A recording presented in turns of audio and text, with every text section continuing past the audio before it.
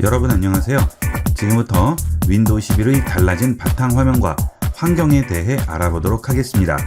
우선 처음에 윈도우 11 화면을 보셨을 때 윈도우 10과 크게 이질감은 들지가 않으실 거예요. 하단 작업 표시줄 위치나 바탕화면에 있는 휴지통이라든지 폴더, 여러가지 아이콘들 배치를 보시게 되면 그렇게 큰 차이는 나지 않습니다. 단지 배경 화면만 좀 달라졌을 뿐이죠. 자, 그런데 부분으로 들어가시면 조금씩 달라진 부분들이 있습니다. 전체적인 환경을 보도록 하겠습니다. 자, 우선 바탕화면에 마우스 우측 버튼 클릭했을 때 나오는 메뉴를 보게 되면 기존에 보시던 거하고는 위치만 조금 바뀌었지 그렇게 큰 차이는 나지가 않습니다. 보기 그대로 있죠. 그 다음에 정렬 기준이라든지 세로 고침 이런 것들은 그대로 나오죠. 하지만 윈도우 11은 윈도우 10에 새 폴더가 제일 위에 있던 게 없어지고요. 새로 만들기에 다 같이 들어와 있습니다.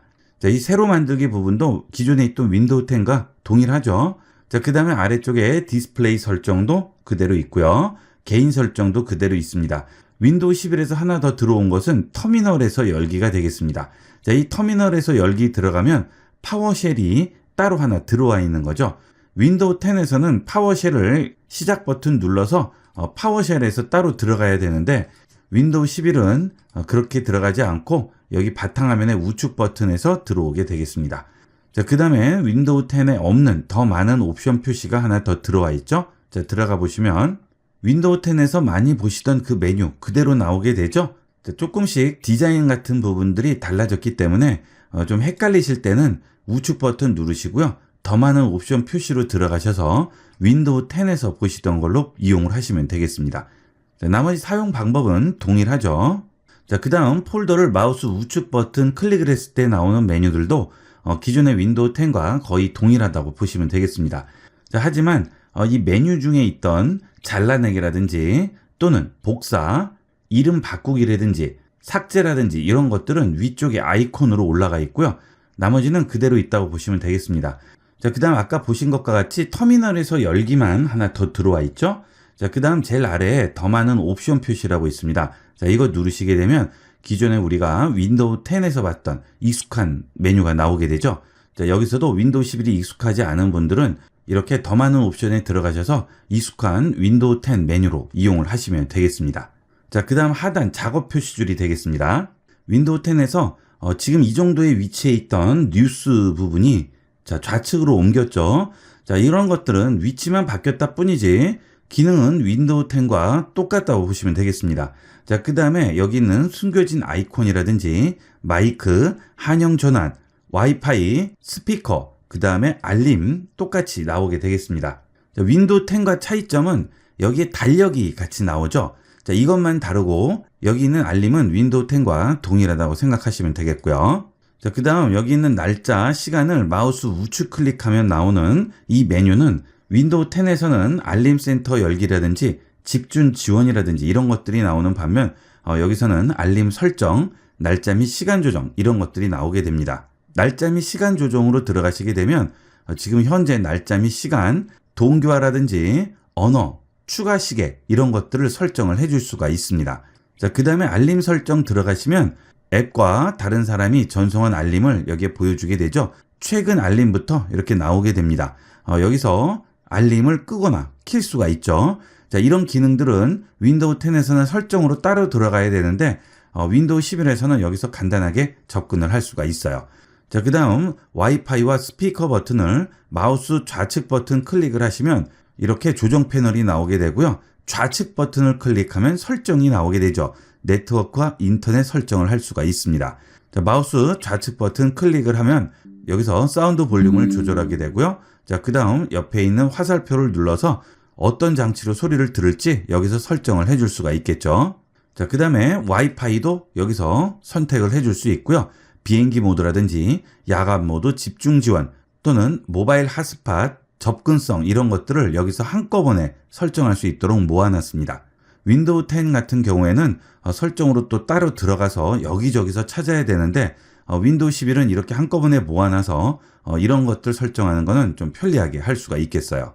자, 그 다음에 여기 있는 모든 설정 버튼을 누르시면 아예 시스템에 들어가서 디스플레이라든지 소리, 알림, 집중 지원, 전원, 저장소, 멀티태스킹, 복구 이런 것들을 여기서 한꺼번에 설정을 해줄 수가 있습니다. 자, 윈도우 10은 이렇게 시스템에 대한 이런 설정들이 처음부터 나오지 않고 처음에는 좌측에 있는 이런 설정들이 전부 나오고 그 안으로 들어가야 되지만 윈도우 11부터는 아예 기본적으로 시스템 설정이 먼저 나오게 되죠. 자, 이렇게 함으로써 좀 더 빠른 접근을 할 수가 있겠어요.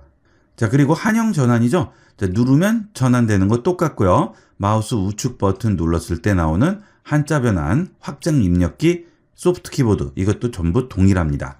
자, 그 다음에 마이크가 설치되어 있을 경우에는 이렇게 마이크 표시가 나오게 되죠. 자, 이 마이크 누르시면 마이크에 대한 여러 가지 설정을 해줄 수 있습니다. 마이크를 접근하게 허용을 한다든지 이런 것도 여기서 설정을 해줄 수가 있죠. 자, 그 다음 숨긴 버튼 부분은 윈도우 10이나 동일하다고 생각하시면 되겠습니다. 원하는 아이콘에 마우스 우측 버튼 눌렀을 때 나오는 메뉴들도 그대로 이용을 할 수가 있죠. 자, 그 다음에 좌측으로 움직인 뉴스 버튼이죠. 자, 여기에 마우스만 얹어도 이렇게 뉴스 나오는 건 똑같아요. 자, 그 다음 윈도우 11은 뉴스 창에 들어가 있는 여러 가지 위젯들을 움직일 수 있게 해놨어요. 그래서 마우스를 얹으면 이렇게 손바닥 모양이 나오죠. 클릭 드래그해서 내가 원하는 배치로 바꿔줄 수가 있죠. 자, 그 다음 윈도우 11부터는 원드라이브와 연동을 해서 사진을 볼 수 있는 위젯이 첨부가 됐습니다. 원드라이브를 이용을 하시는 분들은 원드라이브에 올라가 있는 새로운 사진들이 여기에 전부 나오게 되겠죠. 이 사진 위젯이 필요 없으신 분은 우측 상단에 추가 옵션 버튼 누르셔서 위젯 고정 해제 해주시면 되겠어요. 자, 그 다음 맞춤 뉴스 설정이라든지 위젯 추가라든지 이런 것들은 여기 있는 플러스 버튼을 눌러서 간단하게 추가하고 지울 수가 있습니다. 자, 눌러볼게요. 자, 그러면 이렇게 관심 종목, 투두, 게임, 사진, 날씨 팁, 아웃룩 일정 여러 가지 설정을 해줄 수가 있죠. 자, 여기서 원하시는 대로 위젯을 추가를 하실 수가 있고요. 자, 그 다음 윈도우 11부터는 여기 언어 및 지역이 생겼어요. 그래서 여길 들어가시게 되면 설정창이 열리게 되면서 기본 설정 언어를 추가를 해줄 수가 있습니다. 자, 이 부분은 윈도우 10도 그대로 있죠.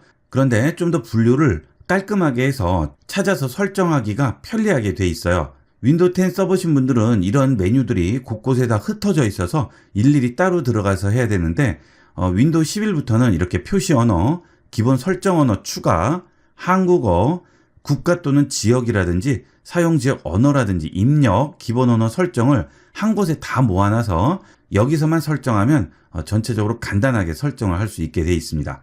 가끔 이 기본 언어를 영어로 할 수 없나요? 물어보시는 분들이 있는데 간단하게 여기서 언어 추가한 다음에 윈도우 표시 언어를 그 해당하는 언어로 바꿔주시면 됩니다.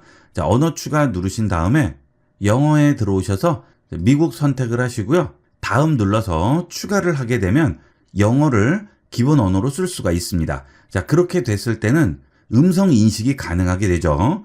자, 한국어는 음성 인식은 안 되고 텍스트 음성 변환만 가능한 반면 영어를 이용을 할 경우에는 음성 인식, 음성 명령이 전부 가능합니다. 그 기능은 코타나를 이용을 해서 실행이 되죠. 자, 그런 기능을 원하시는 분들은 영어로 바꿔서 한번 실행을 해보시면 좀 더 다양한 활용이 가능하게 되겠습니다. 자, 그 다음 하단 작업 표시줄에 마우스 우측 버튼 누르면 나오는 메뉴가 많이 줄었죠. 윈도우 10은 도구 모음이라든지 뉴스 관심사라든지 바탕화면 보기라든지 여러 가지들이 나오게 되는데 윈도우 11부터는 작업 표시줄 설정 메뉴 하나로 단순화시켰어요. 작업 표시줄 설정 들어가 보면 이 부분도 기존의 윈도우 10에서 하던 것보다는 훨씬 정렬이 돼 있고요. 카테고리도 확실하게 구분이 돼 있어서 설정하기가 훨씬 더 편합니다. 자, 작업 표시줄 모서리 오버플로우도 눌러보시게 되면 자, 이런 부분에 나오는 메뉴들을 여기서 키고 꺼서 표시가 되게끔 이렇게 설정을 할 수가 있죠. 자, 그 다음은 작업 표시줄 항목도 여기서 설정을 해주게 되겠죠. 검색이라든지 작업 보기, 위젯, 채팅 부분도 이렇게 키거나 끌 수가 있습니다. 자, 뉴스 보이는 거 싫으신 분들은 위젯을 꺼주시면 이 부분이 아예 없어지게 되겠죠. 자, 그 다음 여기 중간에 보이는 작업 표시줄 항목도 자, 아래 내려가셔서 작업 표시줄 동작 들어가신 다음에 정렬 부분에서 가운데가 아니고 왼쪽으로 두시면 원래 우리가 이용하던 대로 왼쪽으로 붙어서 나오게 되겠습니다. 자, 그 다음 작업 표시줄 자동 숨기기도 간단하게 설정할 수 있죠. 윈도우 10에서는 마우스 우측 버튼으로 작업 표시줄 누른 다음 작업 표시줄 설정 들어가서 또 다시 누르고 했었는데 윈도우 11에서는 간단하게 한 번만 체크해 주시면 원하시는 대로 이용을 하실 수가 있겠어요. 자, 그 대신 윈도우 10은 작업 표시줄 잠금을 해제하게 되면 이 해당 작업 표시줄을 내가 원하는 곳에 붙일 수가 있었는데 윈도우 11에는 아직 그 기능은 없습니다. 앞으로 업데이트 되면 또 어떻게 바뀔지 모르지만 지금은 하단에만 위치를 시킬 수가 있습니다. 자, 그 다음은 윈도우 시작 버튼이 되겠습니다. 자, 이 부분의 디자인이 많이 달라졌죠? 기존에 보던 거와는 좀 달라져서 당황하시는 분도 있을 텐데 이 부분도 크게 달라진 건 없습니다. 디자인만 달라졌다 뿐이지 쓰는 방법은 똑같다고 생각하시면 되겠습니다. 고정된 앱이 이렇게 앞쪽으로 나왔을 뿐이고요. 전체 앱을 볼 때는 모든 앱 눌러서 여기서 한꺼번에 볼 수가 있겠죠. 그리고 시작 버튼 눌렀을 때 나오는 이 화면에 항상 검색 막대가 상단에 배치가 되어 있습니다. 기존에는 여기는 하단 검색 막대가 활성화가 되면서 보이게 됐는데 지금 아예 이 위로 붙어 있죠. 자, 뒤로 버튼 누르면 다시 뒤로 돌아가게 되고요. 자, 그리고 이 상태에서 전원 버튼 눌렀을 때 나오는 다시 시작, 종료, 절전 똑같이 그대로 배치가 되어 있고요. 자, 그 다음에 계정 버튼 눌러서 설정 변경 잠금 로그아웃 이것도 그대로 나와 있습니다. 처음에는 이 부분 때문에 적응이 잘 안 되실 수가 있는데요. 이것도 한두 번 써보시면 금방 적응하실 수가 있어요. 자, 그 다음에 윈도우 10에서 알파벳 누르면 알파벳만 나오는 이 부분도 동일하게 이용을 할 수가 있습니다. 자, 그러면 해당 부분으로 바로 이동하게 되겠죠. 자, 그 다음 검색 버튼 눌렀을 때 나오는 이 창도 윈도우 10과 뭐 거의 동일하다고 보시면 되겠어요. 메뉴들도 다 비슷비슷하게 나오게 됩니다. 자, 그 다음에 가상 데스크톱이 이렇게 나와 있죠. 모양이 약간 달라졌어요. 자, 그 대신 사용 방법은 윈도우 11이 훨씬 더 편리하게 되어 있습니다. 자, 그리고 팀 채팅도 나와 있죠. 자, 이 팀 채팅은 음성 채팅 또는 화상 채팅까지 전부 할 수가 있죠. 마이크로소프트의 계정만 있으시면 무료로 채팅을 할 수가 있겠죠. 자, 그 다음 파일 탐색기 부분이죠. 자, 이 부분도 윈도우 10과 동일해요. 좀 헷갈리시는 부분은 아이콘 모양들이 약간씩 달라지고 했기 때문에 헷갈리는 거지 나머지 부분은 뭐 거의 동일하다고 보시면 되겠습니다. 제일 많이 달라진 부분은 마이크로소프트 엣지가 되겠습니다. 자, 이 엣지에 굉장히 많은 기능들이 바뀌고 새로운 기능도 많이 생겼습니다. 구글 크롬 브라우저에 대응해서 이 엣지가 굉장히 많이 변화가 됐어요. 그리고 구글 크롬 브라우저와도 연동이 거의 완벽하게 되고 있습니다. 자, 그래서 크롬 쓰기 싫으신 분들은 이 엣지로 넘어오셔도 충분히 크롬하고 똑같이 활용을 하실 수가 있을 거예요. 윈도우 11의 설정에 있는 시스템 메뉴에 대해서 자세히 알아보도록 하겠습니다. 윈도우 10을 쓰시는 분도 윈도우 시작 버튼을 누르시고 설정에 들어가시게 되면 시스템 메뉴가 있겠죠. 자, 거기서 똑같이 확인을 해보시면 되겠습니다. 하단 작업 표시줄에 윈도우 시작 버튼 누르시고요. 설정으로 들어갑니다. 그러면 처음에 좌측에 시스템이 제일 먼저 선택이 되어 있고요. 그 시스템에 대한 설정 내용들이 우측에 나오게 되겠죠. 윈도우 10의 경우에는 좌측에 있는 이 설정들이 아이콘으로 나와 있겠죠. 자, 그 중에서 시스템을 선택을 해주시면 윈도우 11에 있는 하부 메뉴들이 좌측에 나오게 되고 그 좌측에 있는 메뉴를 누르게 되면 우측에는 이런 세부적인 내용들이 나오게 되겠습니다. 똑같이 이용을 하시면 되겠어요. 자, 디스플레이부터 보도록 하겠습니다. 저 같은 경우에는 지금 듀얼 모니터를 이용을 하고 있기 때문에 1과 2 두 개가 나오죠. 모니터를 하나만 쓰시는 분은 하나만 나오게 되겠죠. 컴퓨터 뒷면 단자에서 모니터를 두 개를 연결할 수 있는 단자가 있을 경우에는 모니터를 두 개를 연결하신 다음에 디스플레이 확장을 주시게 되면 1과 2가 연결된 전체 화면으로 나오게 되고요. 복제를 주시게 되면 1과 2가 같은 내용이 나오게 됩니다. 자, 복제를 하셨을 경우에는 회의를 하실 경우에 내가 보는 화면과 상대편들이 보는 화면이 똑같아야 될 때는 복제를 쓰겠고요. 확장일 경우에는 모니터를 넓게 쓰고자 하는 경우에는 확장을 이용을 하시면 되겠죠. 자, 그러면 1과 2가 하나의 모니터로 합쳐졌다고 생각하시면 되겠습니다. 그래서 보통 모니터를 두 개 쓰시는 분들은 1은 주 작업용 모니터로 쓰고요. 2의 경우에는 작은 모니터를 하나 놓고 지금 당장 하지 않는 작업들은 2에다가 올려놓고 1에서 주 작업을 하게 되겠죠. 모니터를 하나만 쓰시는 분들은 두 개 써보시면 정말 편리하게 쓸 수가 있을 거예요. 주 모니터는 좋은 걸 쓰시더라도 부 모니터는 적당한 가격대의 모니터 구입을 하셔서 두 개를 연결해서 쓰시면 넓은 화면에서 편리하게 작업을 하실 수가 있습니다. 여기서 식별을 누르시게 되면 이렇게 1이 나오죠. 이게 주 모니터라는 뜻이겠죠. 자, 그 다음에 두 번째 모니터에는 2라고 보이게 되겠습니다.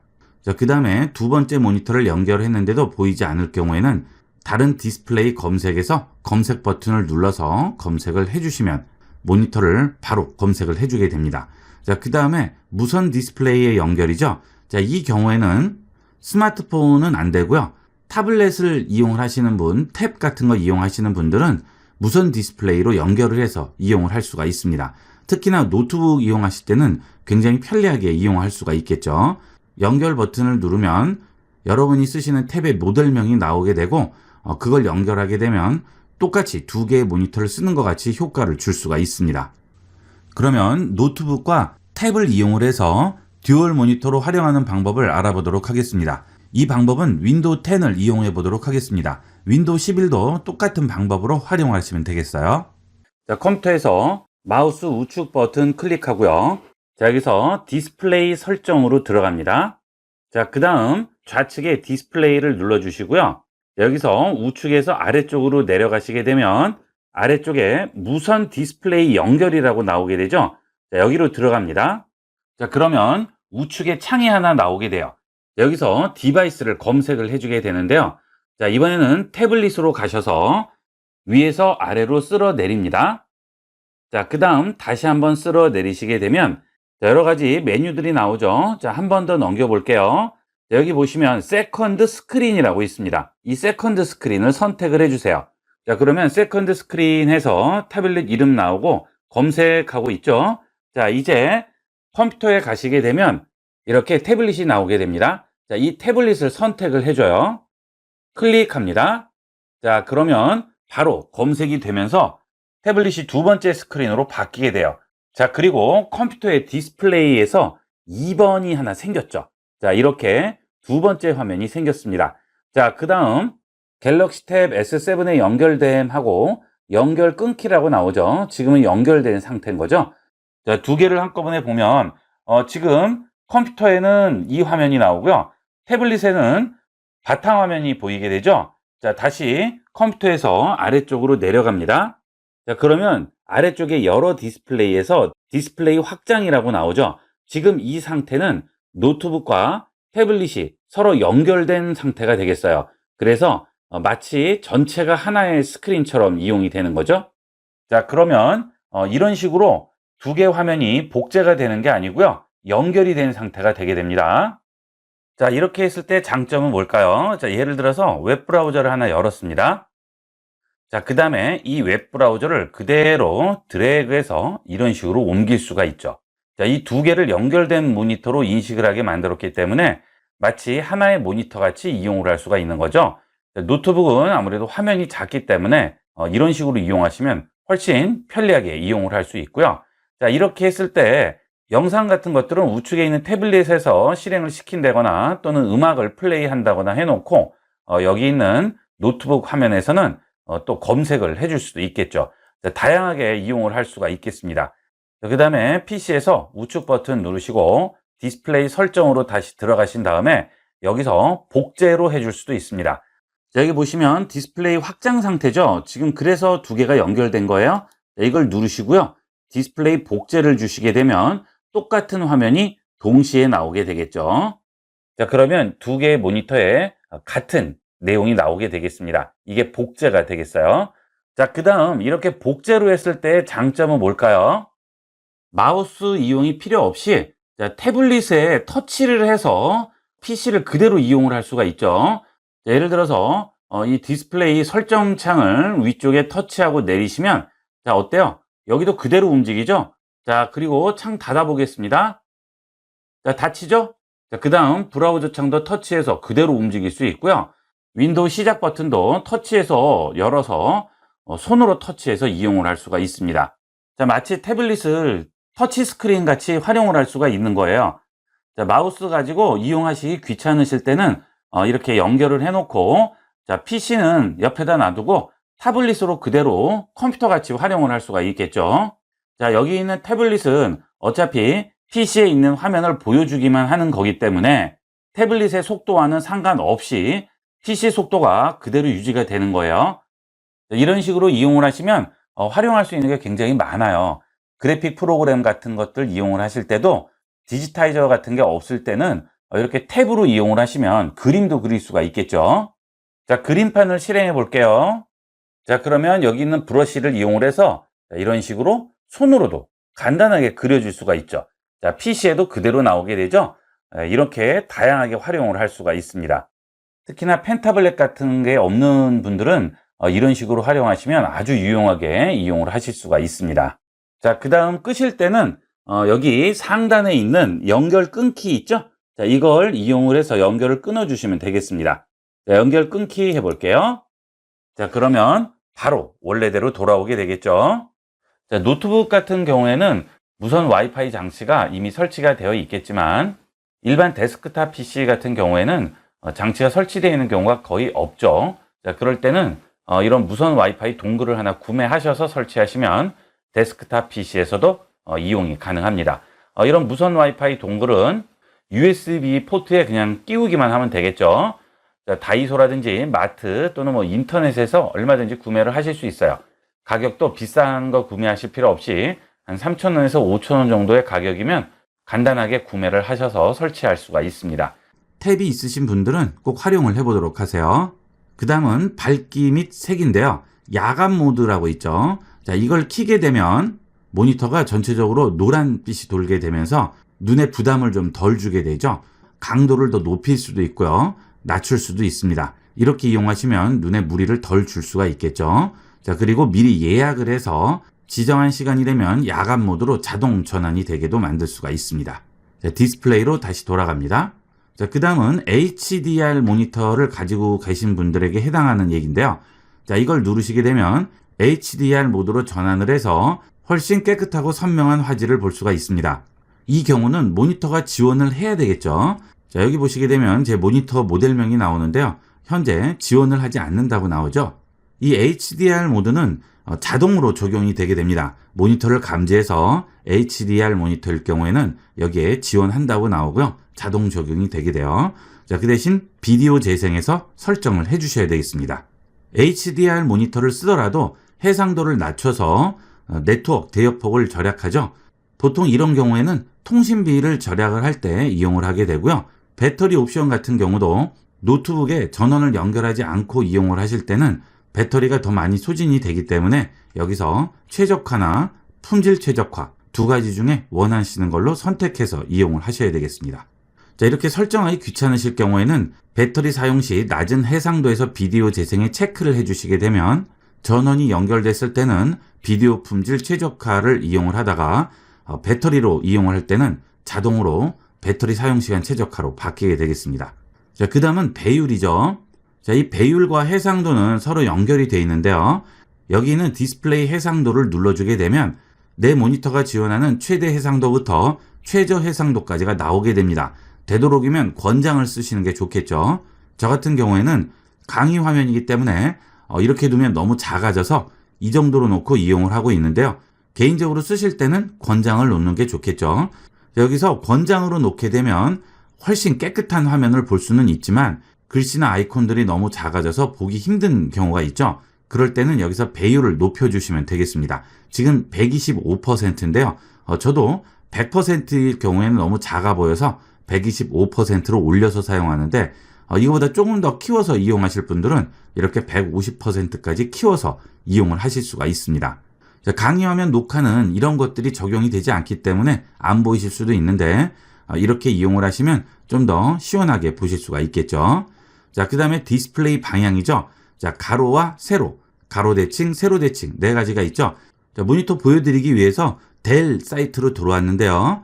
자, 여기 내려가셔서 모니터의 사양을 보시게 되면 어떤 모니터든지 디스플레이 위치 조절에 대한 말이 나옵니다. 자, 전혀 안 될 때는 안 나오겠죠. 하지만 위치 조절이 될 경우에는 높이, 피벗, 스위블, 틸트 이런 말들이 써 있습니다. 이 피벗이 모니터를 돌릴 수 있는 기능이 되겠습니다. 자, 이게 보시게 되면 이렇게 모니터가 돌아가죠, 세로로. 자, 이게 피벗 기능이 되는데요. 이 피벗은 이 모니터 받침대가 지원을 하기 때문에 돌아가는 거고요. 어떤 모니터든지 전부 세로 화면으로 볼 수 있습니다. 그래서 이 스탠드가 지원을 하지 않을 경우에는 모니터 암을 설치를 해서 모니터를 이렇게 돌릴 수가 있죠. 자, 그렇게 모니터를 돌렸을 경우에 모니터에 있는 내용이 돌아가서 보이겠죠? 자, 그럴 때는 이렇게 세로로 바꿔주시면 되겠습니다. 세로로 돌렸을 경우에 위아래가 뒤집혀서 보일 경우 대칭으로 바꿔주시면 되겠죠. 문서 작업들을 많이 하시는 분들은 세로 모니터가 훨씬 편할 수가 있어요. 이렇게 전체 화면으로 볼 수가 있겠죠. 그래서 문서 작업을 위주로 작업하시는 분들은 모니터 받침대가 틸트 기능을 지원을 하지 않을 경우에는 모니터 암을 구매를 하셔서 이렇게 돌려서 보시면 훨씬 편리하게 작업을 하실 수가 있겠습니다. 그 다음은 고급 디스플레이인데요. 고급 디스플레이에 들어가시면 모니터에 대한 정보를 보여주게 되고 그래픽 카드에 대한 정보를 보여주게 되죠. 여기에 대한 좀 더 자세한 내용을 보실 때는 어댑터 속성을 보시게 되면 그래픽 카드에 대한 정보가 모두 나오게 되고요. 모니터에 들어가시게 되면 모니터 속성도 보여주게 됩니다. 자, 그 다음에 그래픽이라고 있죠? 자, 그래픽 들어갑니다. 여기서는 앱마다 디스플레이에 대한 옵션을 따로 지정을 할 수가 있습니다. 지금 비디오 편집기, 사진, 영화, TV 전부 절전으로 돼 있죠? 여길 들어가 볼게요. 여기에서 옵션 들어갑니다. 자, 그러면 절전과 고성능 이렇게 따로 지정을 할 수가 있죠. 예를 들어서 다른 거는 상관이 없지만 영화라든지 TV 같은 것들을 주로 보시거나 영상 편집 또는 그래픽 작업들을 주로 하실 경우 그런 경우에는 디스플레이 어댑터 즉 그래픽 카드의 성능이 굉장히 중요하죠. 자, 그럴 때는 원하는 앱에만 따로 고성능을 설정을 해주시면 다른 경우에는 윈도우가 결정하도록 허용한다거나 또는 절전으로 놓았다가 해당 앱이 실행되면 자동으로 고성능으로 돌아가게 되겠죠. 자, 이런 것들은 윈도우 10에서는 지원하지 않는 기능이었는데 윈도우 11에서는 이런 기능들을 지원을 하게 됩니다. 자, 금방 말씀드린 그런 작업들을 많이 하실 경우에는 여기서 옵션을 변경을 해서 이용을 하도록 하세요. 자, 다시 시스템으로 들어가겠습니다. 자, 그 다음에 소리가 나오게 되죠. 자, 이 소리는 컴퓨터에서 나오는 모든 소리에 관련된 것을 제어하게 됩니다. 저는 녹음을 하기 때문에 여러 가지 장비가 붙어 있어서 많이 나오게 되는데요. 여러분 같은 경우에는 사운드 카드가 메인보드에 기본 장착이 돼 있을 경우 뭐 이런 식으로 하나, 두 개 정도 나오게 되겠죠. 자, 그리고 블루투스 장치를 쓰시는 분들은 새 출력 장치 페어링으로 장치 추가를 설정을 해주시면 블루투스 스피커를 이용할 수가 있겠죠. 블루투스 스피커를 연결하는 방법을 보도록 하겠습니다. 자, 이 블루투스를 이용을 하시려면 여러분 컴퓨터가 블루투스를 지원을 해야 되겠죠. 물론 노트북 같은 경우에는 블루투스가 설치되어 있겠지만 일반 PC의 경우는 블루투스가 설치가 안 돼 있을 수도 있죠. 블루투스 동글을 컴퓨터의 USB 단자에 꽂아 주시기만 하면 바로 블루투스 실행을 할 수가 있어요. 이 블루투스 동글은 다이소나 또는 인터넷, 마트 같은 데서 3,000원이나 5,000원 정도의 저렴한 가격에 구할 수가 있습니다. 그렇게 설치를 하시고 블루투스 실행을 합니다. 이때 스피커는 꺼져 있어야 되겠죠? 자, 이렇게 디바이스 추가라는 말이 나오면 그때 스피커를 켭니다. 자, 그러면 여기 있는 윈도우에서 블루투스 장비를 검색을 하고 스피커를 추가를 하게 될 거예요. 자, 이렇게 바로 뜨죠. 자, 그 다음 선택을 해주시게 되면 블루투스 연결이 되었습니다. 이제 블루투스 장비가 연결이 되는 거죠. 블루투스 스피커를 연결을 잘 못하시는 분들이 많은데 이런 방식으로 연결을 해줄 수가 있겠습니다. 그 다음 아래에는 볼륨이 있죠. 이 볼륨은 전체 시스템 볼륨이 되겠습니다. 이 볼륨은 작업 표시줄 하단 우측에 보시면 여기에도 들어와 있죠.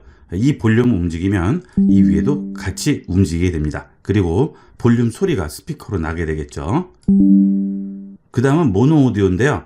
스테레오와 모노의 차이는 좌우측 스피커에서 소리가 전부 나면 스테레오가 아니고요. 좌측과 우측 스피커의 소리가 다르게 나면 그게 스테레오가 되겠죠. 목소리 같은 경우에는 좌측 우측 소리가 다를 게 없죠. 똑같기 때문에 여기서 켬으로 해주게 되면 왼쪽과 오른쪽으로 나오는 소리를 하나로 합쳐주게 됩니다. 가끔 소리가 한쪽만 나는 경우가 있는데 그럴 경우에는 모노 오디오를 켜주면 양쪽에서 같은 소리가 나오게 되겠습니다.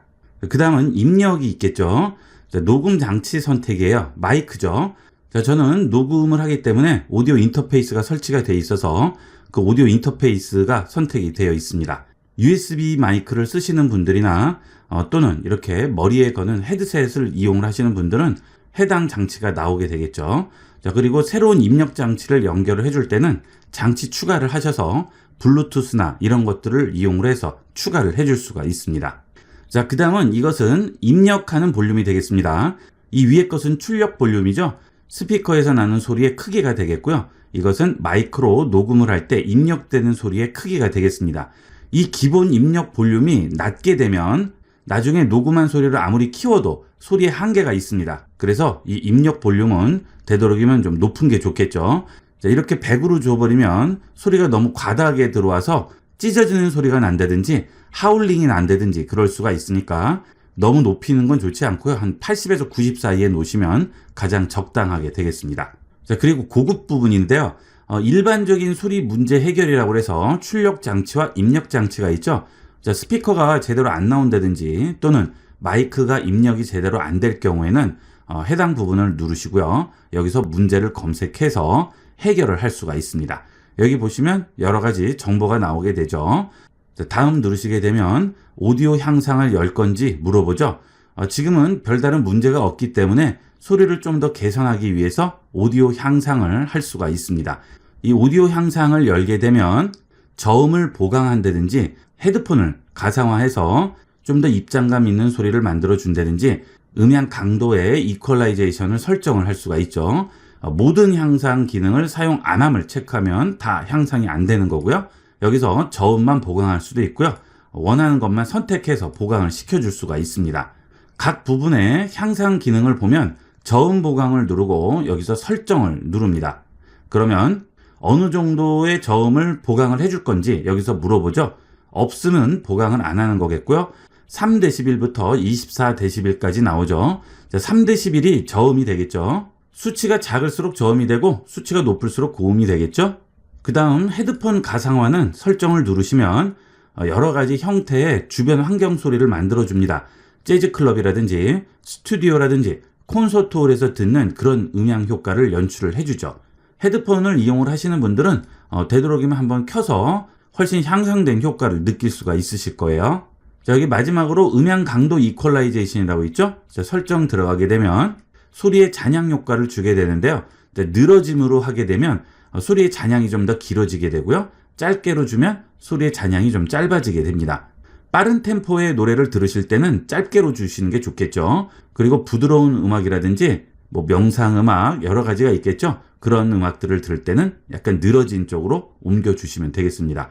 이거는 조정하면서 본인에게 맞는 효과를 연출을 해주시면 되겠어요. 그 다음에 원래대로 돌아가려면 기본값 복원 눌러주시면 되겠죠. 자, 여기서 이런 일반적인 소리 문제를 해결해 줄 수가 있습니다. 자, 그 다음 모든 사운드 장치라고 나오죠. 자, 들어가시게 되면 내 컴퓨터와 연결되어 있는 모든 사운드와 관련된 장치들이 전부 나오게 됩니다. 자, 각 부분에 들어가시게 되면 그 부분에 대한 또 세부적인 조절이 가능하죠. 가끔 스피커를 연결을 했는데 소리가 안 난다는 분들이 계세요. 이런 분들은 여기에 허용 안함으로 돼 있어서 그런 경우가 있습니다. 저는 지금 허용을 했기 때문에 허용 안함 단추가 뜨는 거고요. 허용 안함을 누르면 이제 이 스피커에서 나는 소리는 나오지 않게 되겠죠. 이거는 항상 허용을 눌러서 허용 안함 버튼이 나와 있어야 됩니다. 이렇게 돼 있어야 허용이 된 상태인 거예요. 이 부분 헷갈려 하시는 분이 많습니다. 그 다음에 사운드 관련 장치들이 여러 개가 설치가 돼 있는 분들은 처음에 어디서 소리가 나거나 또는 어디로 입력을 해야 될지 선택을 해줘야 되는데 여기서 기본값을 잡아주면 앞으로 재시동하더라도 항상 이 장치가 기본값으로 잡혀 있게 되겠죠. 자, 그 다음은 출력 설정인데요.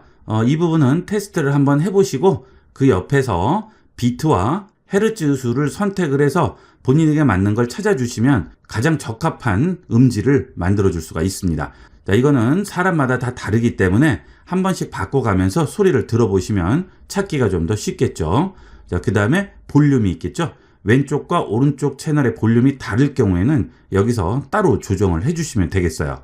자, 오디오 향상 부분은 좀 전에 본 것과 같이 고급을 누르시게 되면 같은 메뉴가 나오게 되죠. 여기서 그대로 이용을 하시면 되겠습니다. 자, 그 다음은 공간 음향 부분인데요. 좀 더 입장감 있게 공간의 느낌을 느낄 수 있도록 사운드가 나오게 하려면 여기서 지정을 해주죠. 자, 저는 스테레오로만 잡혀 있는데 마이크로소프트에서 공간 음향 앱을 가져와서 설치를 할 경우 좀 더 다양한 공간 효과를 볼 수가 있습니다. 그리고 헤드폰 쓰시는 분들은 반드시 소닉4 헤드폰 선택을 하고 이용을 하도록 하세요. 자, 그 다음에 마이크와 스피커가 연결이 잘 안 될 경우에는 여기 고급 부분에 있는 더 많은 소리 설정 들어가신 다음에 여기서 테스트를 해보시면 되겠습니다. 예를 들어서 소리가 잘 나지 않을 경우에는 상단 탭에서 소리 누르시고요. 여기 있는 아무거나 선택을 하고 플레이를 해보면 자, 이렇게 소리가 나면 문제가 없는 거예요. 그러면 다른 곳에서 설정을 찾아보셔야 되겠고요. 여기서 소리가 안 나면 연결 자체가 잘못된 거죠. 자, 그걸 확인을 해 보셔야 되겠습니다. 또는 드라이버가 안 깔려서 소리가 안 날 수도 있겠죠. 자, 그 다음에 녹음하는 부분이죠. 마이크가 설치가 됐을 경우에는 이렇게 마이크를 대고 말을 하게 되면 여기에 미터기가 이렇게 움직이게 되죠. 자, 그 부분은 문제없이 소리가 입력되고 있다는 뜻이 되겠습니다. 자, 저는 지금 기본 장치가 이걸로 돼 있죠. 자, 이렇게 해서 소리 부분을 한번 살펴봤어요. 자, 뒤로 다시 돌아가겠습니다. 자, 그 다음에 알림이 있죠. 자, 윈도우 이용하시다 보면 우측 하단에 알림이 뜨죠. 그 알림들이 귀찮으실 경우에는 여기서 알림을 끄고 이용을 하시면 되겠습니다. 자, 또는 소리만 나고 알림은 보이지 않게 한다거나 알림은 보이고 소리를 나지 않게 한다거나 여기 있는 화살표를 눌러서 이런 식으로 따로 지정을 해줄 수가 있죠. 알림이 소리 재생하도록 허용에 체크가 해제되어 있으면 소리는 나지 않고 알림 화면만 나게 됩니다. 그리고 윈도우 잠금 화면에서도 알림이 뜨게 하려면 여기에 체크가 돼 있으면 되겠죠. 자, 포커스 지원은 내가 알림은 받고 싶은데 일정 시간에만 알림을 받고 싶지 않아요. 그럴 때 이용하는 게 포커스 지원이 되겠습니다. 자, 자동 규칙에서 해당 시간 동안 정해져 있죠. 자, 이거 눌러서 내가 원하는 시간을 지정을 해줄 수가 있습니다. 여기서 켬 주시게 되면 시작 시간과 종료 시간을 지정을 해주죠. 이렇게 해주면 그 시간 안에는 알림이 오지 않게 되겠어요. 자, 그리고 저는 포커스 지원에서 알림 받기를 해제해놨죠. 자, 이렇게 해제를 해주시게 되면 앱과 연락처의 모든 알림 받기를 해제한 거죠. 그러면 알림이 들어오지 않게 되겠죠. 우선순위만 들어오게 한다거나 알람만 들어오게 한다거나 이런 것들을 지정을 해줄 수가 있습니다. 자, 그리고 전원이 있네요. 자, 전원은 절전 기능이 되겠습니다. 화면 및 절전이죠. 자, 전원 사용 시 다음 시간이 경과하면 화면 끄기죠. 그 다음에 장치를 절전 상태로 전환이 되겠습니다. 10분 동안 사용하지 않으면 화면이 꺼지는 거고요. 30분 동안 사용하지 않으면 컴퓨터가 절전이 되는 거죠. 자, 여기 눌러보시게 되면 절전 시간을 지정을 해줄 수 있고요. 제일 아래로 가면 안함이 있죠. 자, 여기서 원하시는 대로 절전으로 선택을 해주시면 되겠습니다. 자, 그 다음에 전원 모드는 여러분의 컴퓨터 성능을 최대한 뽑아낼 수가 있는 기능이 되겠습니다. 자, 여기를 눌러서 최고 성능을 주시게 되면 여러분 PC가 쓸 수 있는 전기 허용량을 전부 소모를 하면서 최대한의 성능을 뽑아내게 되겠고요. 전원 효율성은 PC가 작동되는데 문제 없을 정도의 전기 공급만 이루어지겠죠. 그 다음에 균형 잡힌으로 주시게 되면 간단한 작업할 때는 적당한 수준으로 돌아가게 되고요. 복잡한 작업을 하면 최고 성능으로 전환이 되겠죠. 자, 이거는 편리한 대로 이용을 하시는데 어쨌든 여러분 컴퓨터의 성능을 최대한 뽑기 위해서는 최고 성능을 놓으시면 최대한 뽑아낼 수가 있겠습니다. 자, 컴퓨터가 좀 느리신 분이나 예전 컴퓨터 쓰시는 분은 되도록이면 최고 성능 놓고 쓰시면 PC의 능력을 최대한 활용해서 이용을 할 수가 있겠죠. 자, 그 다음은 저장소 부분인데요. 자, 저장소는 여러분 컴퓨터에 있는 하드디스크 저장 공간이 되겠죠. 물론 SSD로 설치되어 있는 분도 있으시고 M.2 형식의 SSD를 설치하신 분도 있겠죠. 그 부분들이 전부 나오게 되겠습니다. 자, 데스크톱 부분 보시게 되면 지금 32.7기가가 이용되고 있죠. 자, 이 상태에서 바탕화면 보기 버튼을 눌러서 바탕화면에 있는 파일들 필요하면 정리를 할 수가 있겠어요.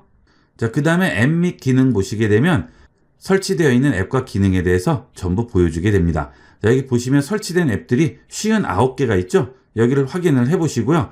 필요가 없다 하시면 우측에 있는 점 3개 버튼 눌러서 제거를 해 주시면 됩니다. 이 앱들 중에서 윈도우에 기본으로 설치되어 있는 기능들은 제거를 할 수가 없어요. 예를 들어서 코타나 같은 경우에는 여기 눌러보시면 제거 버튼이 나오지가 않죠. 자, 이런 거는 제거를 할 수 없지만 여러분이 사용하시는 앱 중에서 필요가 없는 앱들은 꺼주시면 되겠죠. 예를 들어서 엑스박스 라이브 같은 경우에는 기본으로 포함이 되어 있긴 하지만 이게 원래 윈도우 기본 기능이 아니기 때문에 제거가 가능한 거죠. 게임을 안 하시는 분들은 필요 없죠. 이런 건 제거해 주시면 되겠고요. 제거했다가 다시 필요하시면 언제든지 마이크로소프트 스토어에 들어가셔서 여기서 다시 다운을 받을 수가 있습니다. 자, 설치하시고 잘 안 쓰시는 앱들은 이렇게 제거를 해주시면 컴퓨터를 좀 더 빠르게 이용을 할 수가 있겠어요.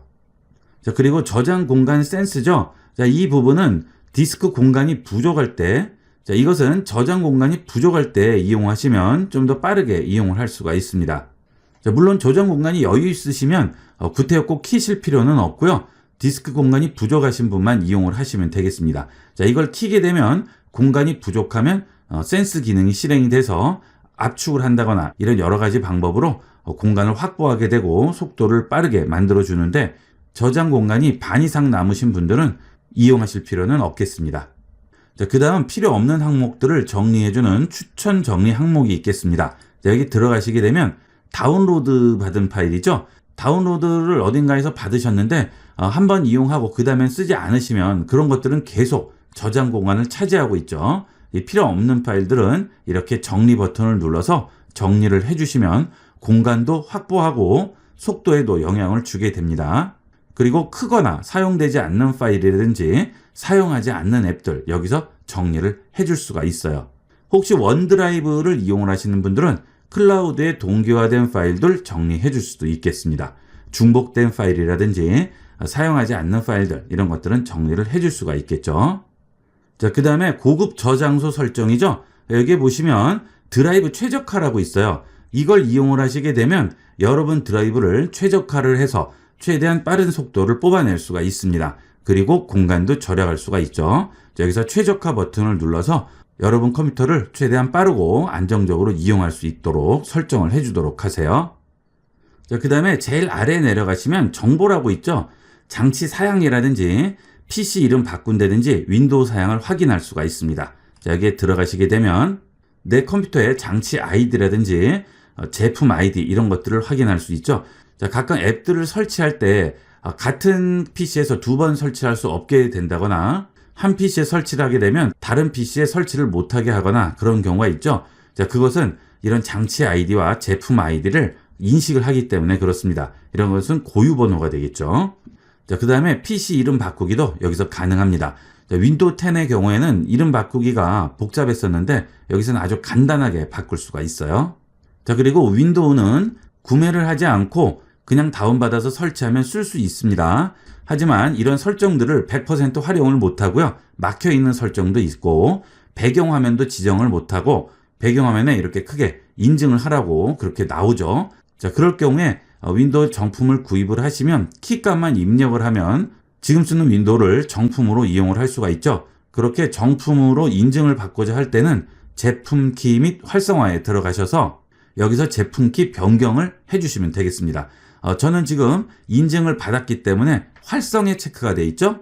자, 눌러보시면 정품 인증되었다고 나오죠. 자, 만약에 정품 인증 안 하고 그냥 쓰시게 되면 여기가 활성으로 나오지가 않죠. 자, 그럴 경우 제품 키를 구입을 해서 여기 변경 눌러서 여기서 직접 입력을 하시면 정품 인증이 되면서 윈도우의 기능을 전부 활용을 할 수가 있겠습니다. 자, 윈도우는 되도록이면 정품을 구입하시기를 권합니다. 윈도우 11은 특히나 이런 설정 부분에서 막혀있는 부분이 많아요. 그래서 정품을 이용 안 하시면 굉장히 귀찮은 것들이 많습니다. 되도록이면 꼭 정품을 구입해서 이용하도록 하세요. 자, 이렇게 해서 시스템에 있는 기본 기능들을 알아봤습니다. PC를 사용하실 때 가장 기본적인 기능을 설정하는 것이니까 이런 것들은 잘 알아두시면 간단한 문제 때문에 여기저기 찾고 헤매지 않으셔도 되겠죠. 다 일일이 기억하실 필요는 없겠지만 대충 어느 부분에 뭐가 있다, 어떤 기능이 있다만 알아두셔도 훨씬 편리하게 이용할 수가 있겠습니다. 자, 이번 시간은 여기까지 하도록 하겠습니다. 감사합니다.